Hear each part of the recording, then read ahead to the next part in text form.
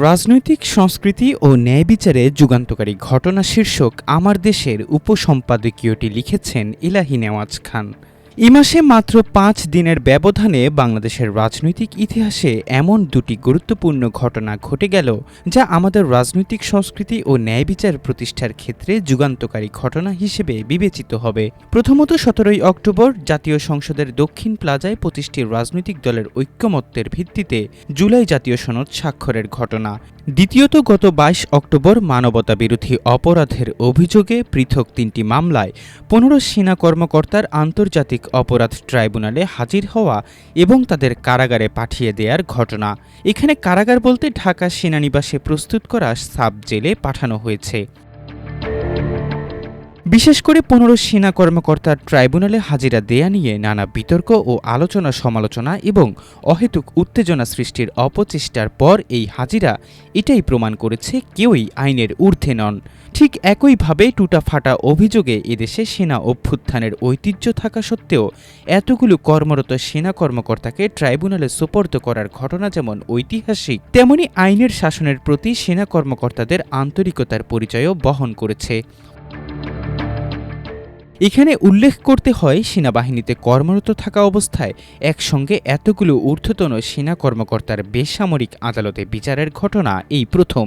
অন্যদিকে রাজনৈতিক কর্তৃত্বের হস্তক্ষেপ না থাকলে বিচারকরাও যে দৃঢ়তা প্রদর্শন করতে পারেন তা এই ঘটনার মধ্য দিয়ে প্রমাণিত হয়েছে।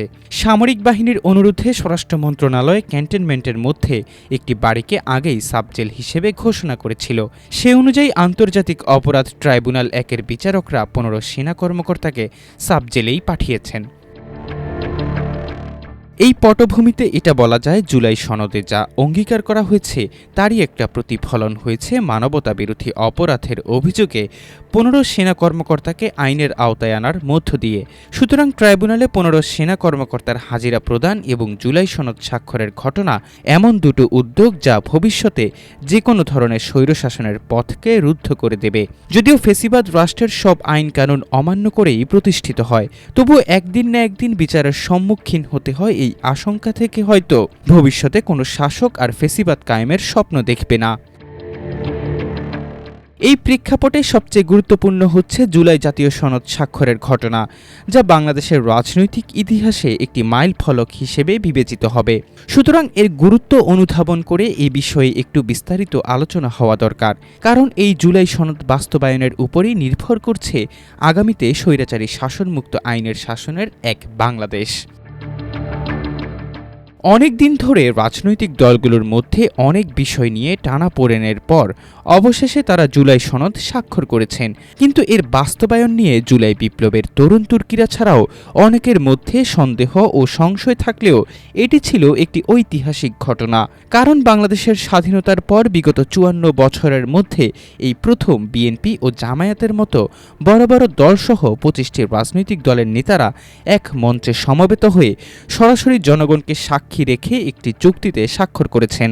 সুতরাং স্বাক্ষরকারী রাজনৈতিক দলগুলো জনগণের কাছে নিজেদের এমনভাবে দায়বদ্ধ করে ফেলেছেন যার থেকে ভবিষ্যতে সটকে পড়া তাদের পক্ষে কঠিনই হবে। বিশেষ করে আন্তর্জাতিক অপরাধ ট্রাইব্যুনালে মানবতাবিরোধী অপরাধের অভিযোগে সাবেক প্রধানমন্ত্রী সহ ঊর্ধ্বতন সেনা কর্মকর্তাদের বিচারের ঘটনা সেই ইঙ্গিত দিচ্ছে। তবে এই ঐতিহাসিক চুক্তির মঞ্চে জুলাই বিপ্লবীদের রাজনৈতিক দল এনসিপির অনুপস্থিত থাকায় সাধারণ মানুষ বেশ হতাশ হয়েছেন, কারণ এনসিপির এই তরুণ নেতারাই জুলাই সনদের মূল উদ্যোক্তা। সুতরাং তাদের অনুপস্থিতিতে যে এই চুক্তি স্বাক্ষরের অনুষ্ঠানটি অনেকাংশে ম্লান হয়েছে তাতে কারো সন্দেহ নেই। অন্যদিকে এটিও মনে করা হয়েছে মূল উদ্যোক্তা হিসেবে এনসিপি নেতারা অনুষ্ঠানে না থেকে ঐতিহাসিক মুহূর্তগুলো মিস করেছেন। রাজনীতির প্রথম পাঠে থাকা এনসিপির তরুণ নেতারা এই ঐতিহাসিক অনুষ্ঠানে উপস্থিত থেকেও প্রতিবাদ করতে পারতেন। তারা জনগণকে সাক্ষী রেখে জানিয়ে দিতে পারতেন কি কি কারণে তারা চুক্তি স্বাক্ষর করা থেকে বিরত থেকেছেন। সেটি করলে তাদের প্রতিবাদের ভাষা আরও জোরালো প্রতিভাত হতো। এতে স্বাক্ষরকারী রাজনৈতিক দলগুলো চুক্তি বাস্তবায়নের জন্য আরও বেশি করে দায়বদ্ধ হয়ে পড়ত। এনসিপি নেতারা চুক্তি স্বাক্ষর করে বাকি রাজনৈতিক দলগুলোর নেতাদের বলতে পারতেন, আসুন আমরা জনগণের সামনে এই মর্মে শপথ গ্রহণ করি যে কোনো মূল্যে এই সনদ আমরা বাস্তবায়ন করব। সেটাও একটি ঐতিহাসিক ঘটনা হিসেবে বিবেচিত হতো। সে যাই হোক, আগামী দিনগুলোই এই সনদ একটি গণতান্ত্রিক ও মানবিক রাষ্ট্র কাঠামো নির্মাণে কতটা সহায়ক হবে তা নিয়ে সংশয় রয়েই গেছে, যা আগে উল্লেখ করেছি। কারণ এই সনদ আইনে পরিণত না হওয়া পর্যন্ত এটিকে একটি কাগজ ছাড়া আর কিছুই বলা যায় না, বরং এটি বলা যায় রাজনৈতিক নেতারা একটি অঙ্গীকারনামায় স্বাক্ষর করেছেন যার কোনো আইনগত ভিত্তি নেই। যদিও তারা বলছেন আগামীতে তারা এটার আইনি ভিত্তি দেবেন, না করলেও কারো কিছু করার থাকবে না। এদিকে চুক্তি স্বাক্ষরের পর অন্তর্বর্তী সরকারের প্রধান উপদেষ্টা ডক্টর মোহাম্মদ ইউনূসের বক্তব্যকেও খাটো করে দেখার সুযোগ নেই। তিনি বলেছেন, জুলাই জাতীয় সনদে স্বাক্ষরের মাধ্যমে নতুন বাংলাদেশের নবযাত্রা শুরু হলো। তিনি আরও বলেছেন, এর মাধ্যমে আমরা বর্বরতা থেকে সভ্যতায় পৌঁছালাম, তাই সেটা এখন আমাদের কাগজে নয় কাজের মাধ্যমে প্রমাণ করতে হবে। সেই সঙ্গে তিনি এই আশাবাদ ব্যক্ত করেছেন, জাতীয় সংসদের দক্ষিণ প্লাজায় যে ঐক্যের সুর বাজানো হলো সেই সুর নিয়ে আমরা জাতীয় নির্বাচনের দিকে যাব। প্রধান উপদেষ্টার এই বক্তব্যের পর এটা আমরা ভাবতে পারি যে জুলাই সনদ বাস্তবায়নের ব্যাপারে আস্থাশীল হওয়া যায়। তবে এনসিপি নেতারা অতীতে রাজনৈতিক দলগুলোর মধ্যে সম্পাদিত অনেক চুক্তি বাস্তবায়ন না হওয়ার প্রেক্ষাপটে সন্দেহের আবর্তে ঘুরপাক খাচ্ছেন।